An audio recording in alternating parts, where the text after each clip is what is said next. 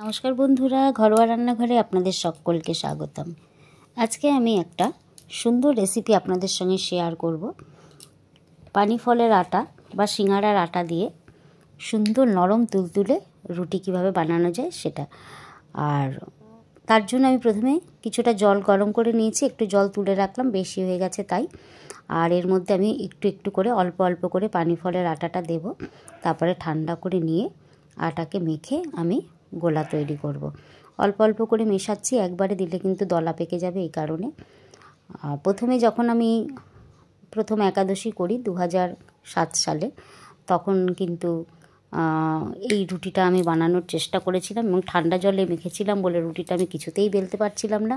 বেলার পরে তো চাটু থেকে তুলতেই পারছিলাম না, চাকতি থেকে একদম আটকে আটকে যাচ্ছিলো। আমি বললাম কী জানি এই রুটি কী করে বানায় এরকম। প্রথম যখন একাদশী করি তখন আমি শ্যামা চালের ফেনা ভাত খেতাম আলু সিদ্ধ দিয়ে। তারপর ভাগবত পাঠে যেতে যেতে আমি জানতে পারলাম যে শ্যামা চালের ভাতও খাওয়া যাবে না, এই কারণে সেটা আমি ক্যান্সেল করে দিই এবং পানি ফলের আটার খোঁজ পাই। তখন থেকে জানতে পারি পানি ফলের আটা কোথায় পাওয়া যায়, খোঁজ করে করে নিয়ে আসা হয়েছে। আর পানি ফলের আটার বিভিন্ন রেসিপি আমি বানাতাম।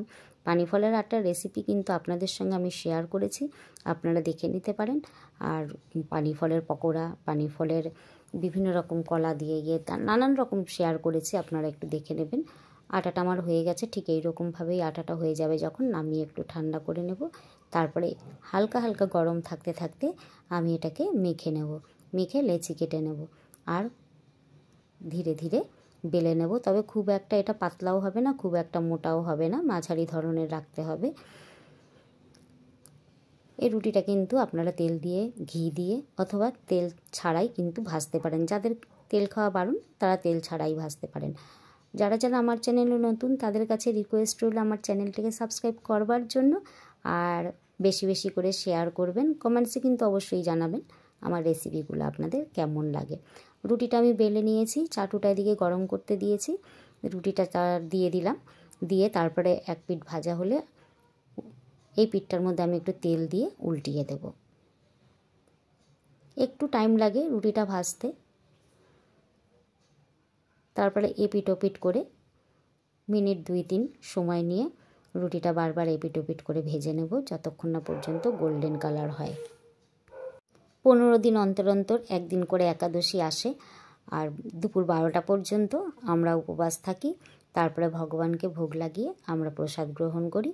রুটিটা আমার এপিট ওপিট করে ভাজা হয়ে গেছে, সুন্দর গোল্ডেন কালার করে ভেজে নিয়েছি। দেখেই বোঝা যাচ্ছে রুটিটা কত সফট হয়েছে, আর তেমনি কিন্তু কালার হয়েছে। একটা দুটো রুটি খেলে কিন্তু অনেকক্ষণ পেট ভরা থাকে। এক সময় আমি রুটি করতে ইচ্ছা না করলে সাবু ভিজিয়েও খেয়ে নিই, সাবু কলা। দেখুন কি সুন্দর কালার হয়েছে। আর একটা রুটিও আমি আপনাদের ভেজে দেখাচ্ছি।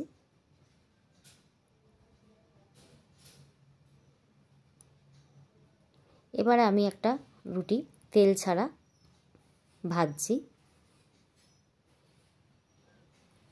তেল ছাড়া ভাজলেও কিন্তু রুটিটা খুবই সফট থাকে।